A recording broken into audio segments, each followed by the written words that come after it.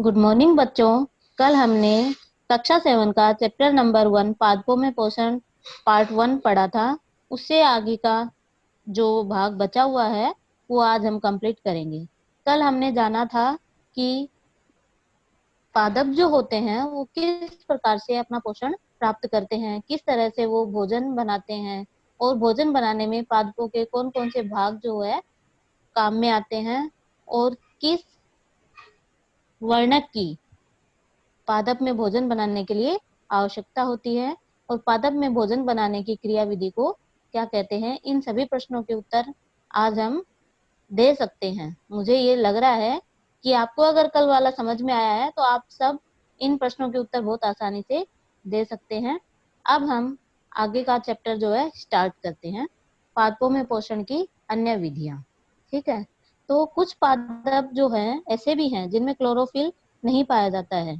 तो क्या ऐसे पादप संश्लेषण करेंगे? कैसे जीवित रहते हैं ऐसे पादप? वे पोषक किस प्रकार प्राप्त करते हैं? मनुष्य एवं अन्य प्राणियों की तरह ये पादप भी अपने पोषण के लिए अन्य पादपों के द्वारा निर्मित खाद्य पर निर्भर होते हैं। तो देखो, कुछ पादप जो होते हैं, हमने कल ये जाना था कि प्रकाश संश्लेषण के लिए पादप में क्लोरोफिल का होना अनिवार्य है। तो क्लोरोफिल के बिना पादप जो है प्रकाश संश्लेषण की क्रिया नहीं कर पाते हैं। तो ऐसे भी कुछ पादप हैं जिनमें नहीं होता है क्लोरोफिल, तो उनमें क्लोरो ये प्रकाश संश्लेषण की क्रिया हो पाती है? उनमें नहीं हो पाती है, लेकिन फिर भी वे जीवित कैसे रह पाते हैं, आइए देखते हैं। तो ऐसे पादप जिनमें क्लोरोफिल नहीं होता है, वे पादप भोजन के लिए अन्य पादपों पर या फिर प्राणियों पर निर्भर करते हैं। ठीक है, और ऐसे जीवों को क्या कहते हैं? हेटेरोट्रोप्स कहते हैं। तो हेटेरोट्रोप्स वो अपना भोजन स्वयं नहीं बनाते हैं और भोजन के लिए अन्य पादपों पर जो है निर्भर रहते हैं। आपने देखा होगा कि कई बड़े बड़े वृक्ष होते हैं, उनके ऊपर एक पीले रंग की रस्सीनुमा संरचना दिखाई देती है। इस प्लांट का क्या नाम है? इस प्लांट का नाम है अमरबेल। और ये जो पीले रंग की संरचना आपको रस्सीनुमा दिखाई देती है, इसमें क्लोरोफिल नहीं रहता है। और ये जो है अपना भोजन किससे प्राप्त करेंगे? ये अपना भोजन वृक्ष से प्राप्त कर लेंगे। ठीक है, इसलिए ये जो है वृक्ष से अपना भोजन प्राप्त करेंगे और वृक्ष इनको रहने के लिए स्थान दे देगा। तो अमर बेल में ये जो गुण होता है, इस प्रकार के जीवों को क्या कहते हैं? पैरासाइट कहते हैं। क्योंकि ये वृक्ष को कोई लाभ थोड़ी पहुंचा रहे हैं, ये तो वृक्ष से कुछ ले ही रहे हैं। इन्होंने वहां से न्यूट्रिशन लिया है, अपना पोषण लिया है, रहने की जगह इनको मिली है। इसलिए इस प्रकार के संबंध को परजीवी संबंध कहते हैं या इनको हम पैरासाइट कहते हैं। और हमारे ही जैसे कुछ पादप जो होते हैं वो भी परजीवी होते हैं और कुछ जंतु जो होते हैं वह भी परजीवी होते हैं। आपने ऐसे पादपों को देखा अथवा उनके विषय में सुना है? कुछ ऐसे पादप भी हैं जो कीटों को पकड़ते हैं तथा उन्हें पचा जाते हैं।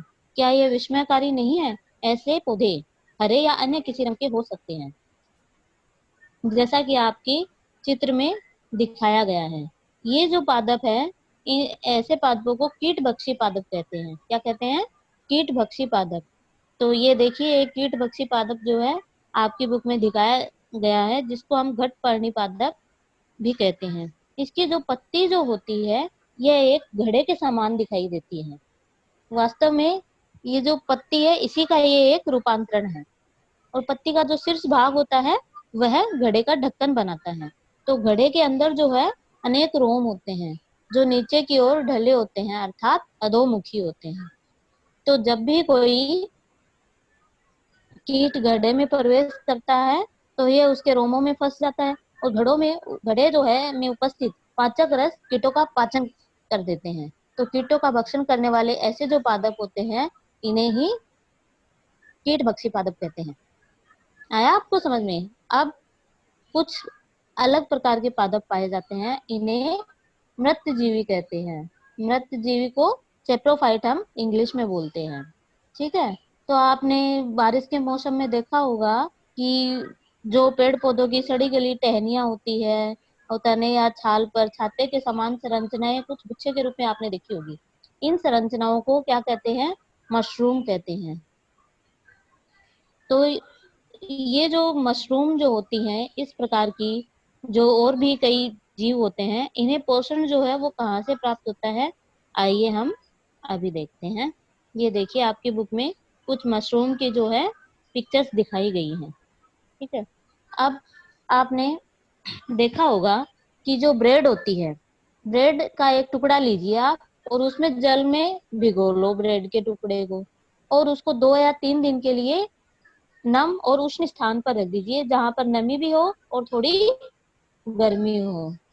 फिर आप 2-3 दिन बाद जब देखेंगे तो उसमें आपको कुछ सफेद, हरे या भूरे रंग के धब्बों के रूप में संरचनाएं दिखाई देती हैं। इन संरचनाओं को रुई के धागे के समान ये संरचनाएं होती हैं। तो ये जो संरचनाएं होती हैं, इन्हें हम कवक या फंजाई कहते हैं। ठीक है।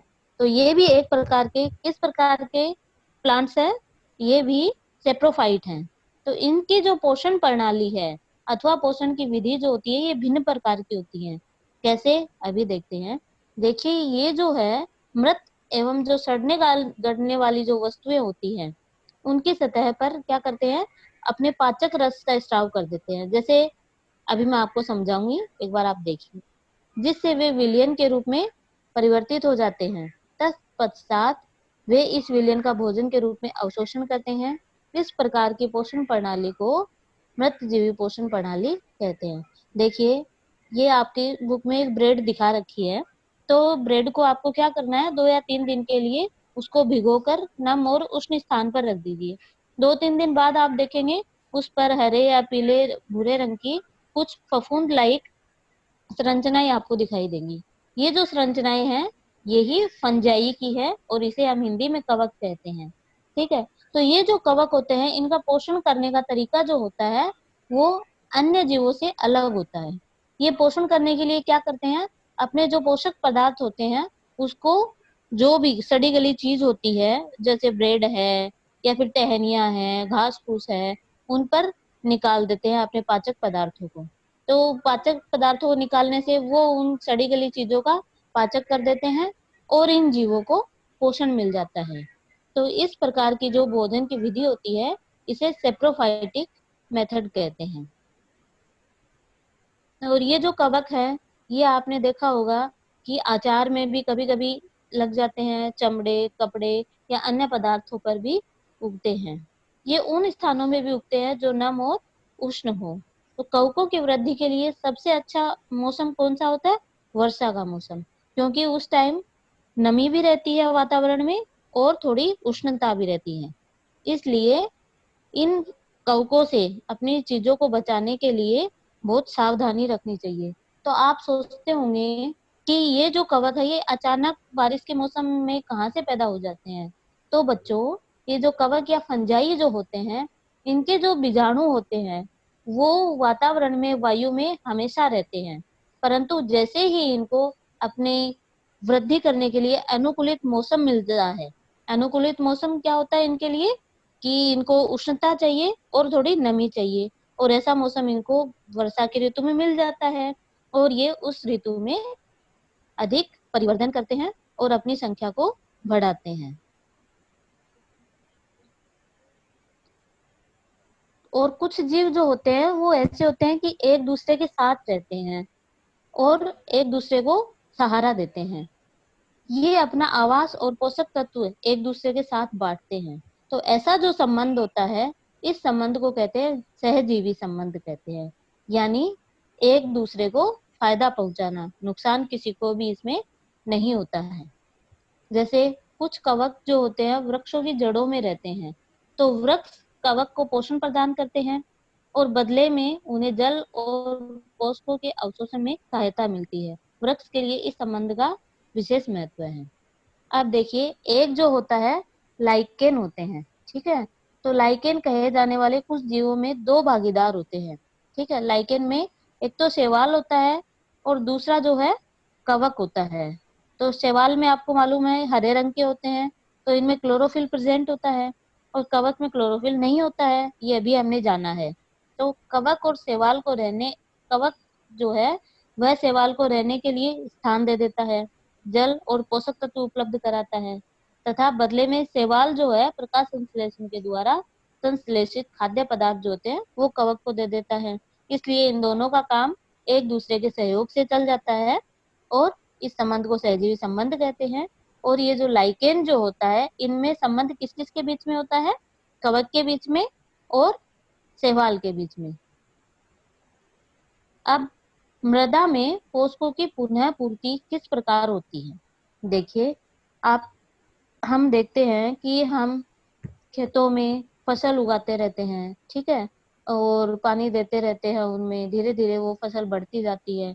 तो जैसे जैसे फसल बढ़ती रहती है तो वो मिट्टी से जो भी खनिज पदार्थ होती है, जो भी उनमें उर्वरक क्षमता होती है, उनको अवशोषित करते हैं और प्रकाश संश्लेषण के द्वारा अपना भोजन बनाते रहते हैं। तो इस तरीके से वो अपना तो वृद्धि करते रहते हैं, लेकिन मृदा से निरंतर वो जो है पोषक पदार्थों का अवशोषण करते रहते हैं।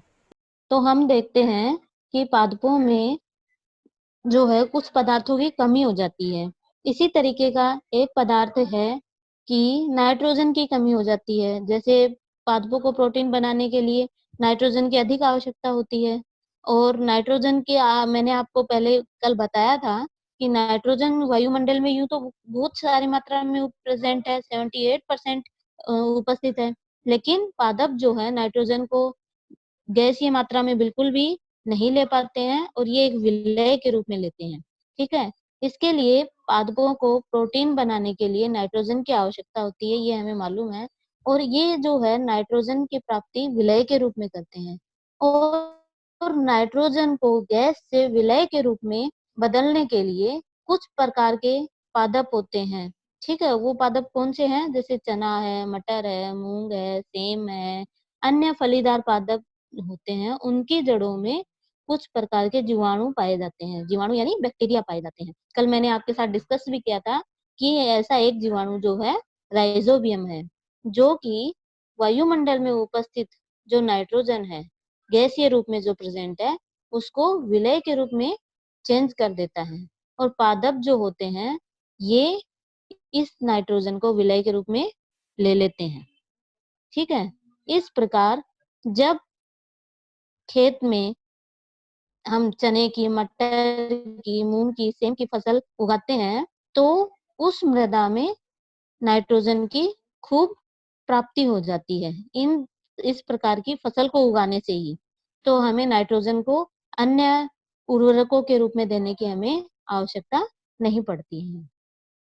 तो बच्चों, इस अध्याय में आपने क्या पढ़ा है कि कुछ पादप जो होते हैं, अधिकतर पादप स्वपोषी होते हैं, यानी कि अपना भोजन स्वयं बनाते हैं।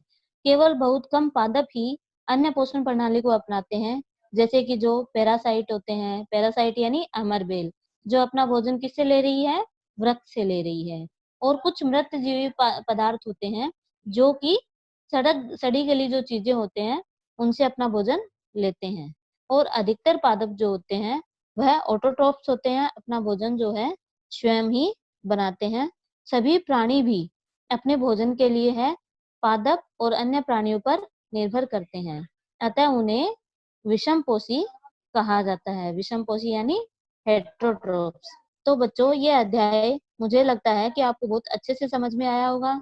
अगर आपको कुछ भी इसमें समझ में नहीं आया है तो आप कमेंट कीजिए और अपने क्वेश्चन जो है पुटअप कीजिए, क्वेश्चंस का आपको आंसर दिया जाएगा।